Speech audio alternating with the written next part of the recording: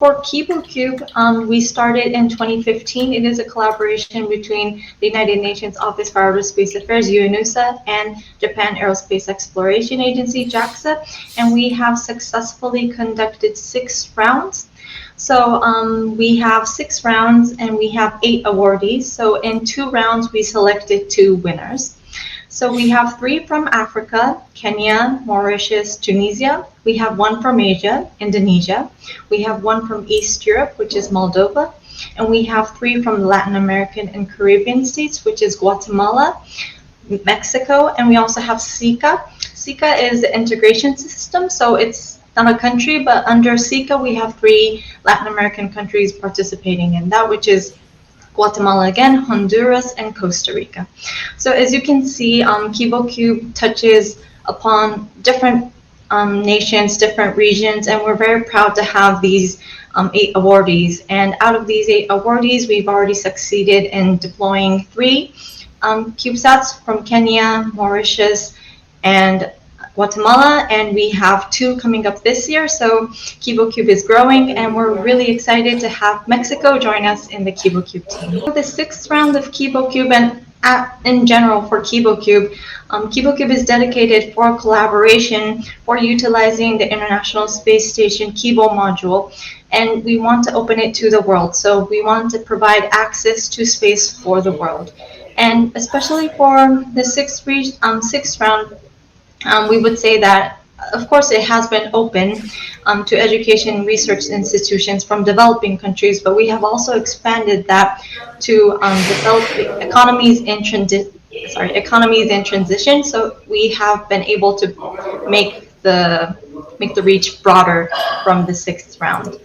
And through KiboCube, we will be able, the teams will be able to deploy their CubeSats and that they develop and manufacture. So for the 6th round of KiboCube, we won't be able to tell you how many teams have actually sent in applications because that is confidential, but I can definitely say that there were many applications coming in, and it was a very high level competition.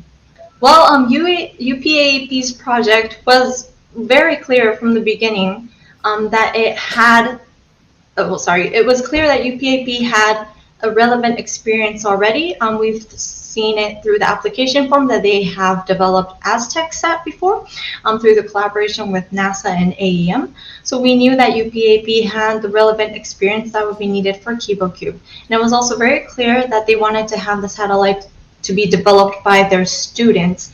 And we really felt that it is a fantastic way of bringing in the young generation, fostering STEM,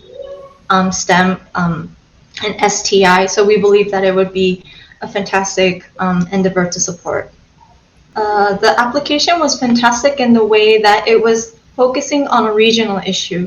So the project will be looking at volcano ashes. So it's really contributing to a regional issue that Mexico has, and of course it is contributing to many SDGs. And as the United Nations, we want to provide support to more projects that will contribute to the Sustainable Development Goals. So we thought, yes, this project is really meeting all of our standards. Regarding the SDG perspective, we saw that it contributes to SDG 3, which is good health and well-being. We also saw that it connects to SDG 13, climate action. And of course, that's through monitoring the volcanic events in the country. But also it contributes to SDG 4, quality education, and SDG 8, decent work and economic growth through the generation of high-tech human resources. So building a workforce, building quality education there. So we thought that was very valuable. And of course, developing a payload, an innovative payload also contributes to SDG 9, which is industry, innovation, and infrastructure. So as you can see, we saw that the project really touches upon many SDGs and really puts another level to contributing to the SDGs through regional aspects as well. Yeah. I think the major impact it will have is that it will promote STEM education in Mexico. Honestly, for Mexico, you have the Space Agency, so AEM, and I believe Mexicans are closer to space than maybe some other countries in the region. But I think with more universities, more young generation being associated to space and working in space, I think it will promote interest in space and, of course, science, technology, and innovation. So I think that this will help the Mexican people understand more about the benefits of space, what space technology and applications can bring to the world. And I think, yeah, it would help really foster STEM education, of course, foster the socioeconomic benefits that space will bring.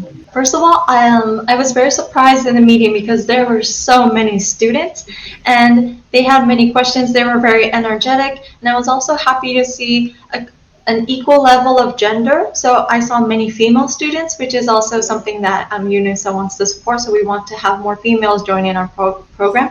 So I was very happy to see that. So I think looking at their presentations, looking at how they've approached us, I think they have fantastic teamwork skills, and I know that they have very supportive staff that are there to help them through the whole life cycle of the development of the satellite. So I must say, yeah, I think it's a very fantastic team that they have over there. I think, as I said, I think it would be energetic. I was just so happy to see all the smiling faces, how motivated they are for the project, how they raised hands, and how everyone wanted to be part of the meeting and everything. So I would say very energetic team. So currently the project is still in in design phase. So right now, JAXA and the supporters in Japan are discussing closely with the students and the team at UPAEP to really finalize their designs. So of course, the application form comes in with a structure, a design as well, but also the technicians in Japan, they have to discuss about the safety, about the interface between the deployer and the satellite itself. So there's a lot of discussions going on right now. And as soon as the design is decided, they will go into the actual development phase. So right now they are still in the design, but I've seen from the emails, I've seen from the meetings that it's going well.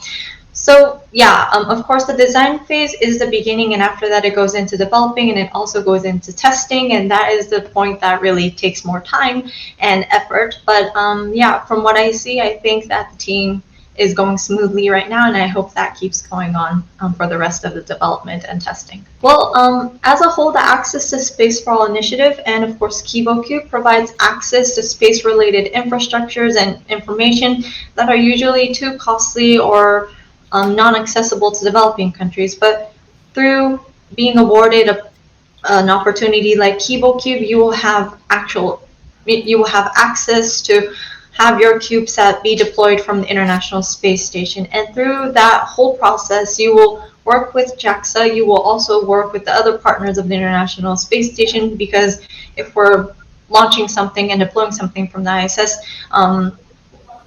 you would have to work with them as well. So through this opportunity, you will have a lot of course, you will learn about the technical aspects of developing a satellite, but you will also learn about, of course, international cooperation through JAXA, through the other partners, and of course through UNUSA.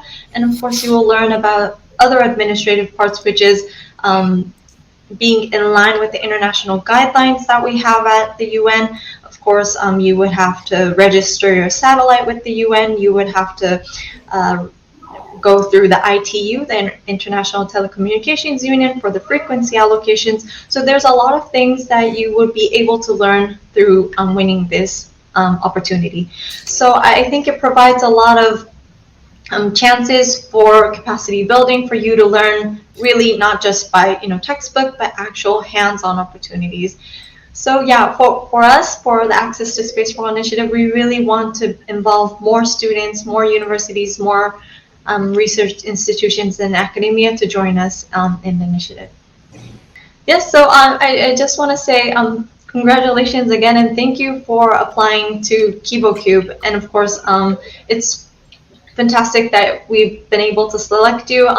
As I told you, it was a very competitive round, but going through your applications form, it was very clear how motivated you are and how the mission is going to contribute to Mexico in many different ways, not just through STEM education, but also how the actual monitoring of the volcanoes will be useful in your country. So we are really happy to be able to support Mexico in this endeavor, and we really hope that you will be able to learn a lot through this opportunity, and yeah, to actually step up your capabilities and hopefully in the future launch bigger and more complex satellites.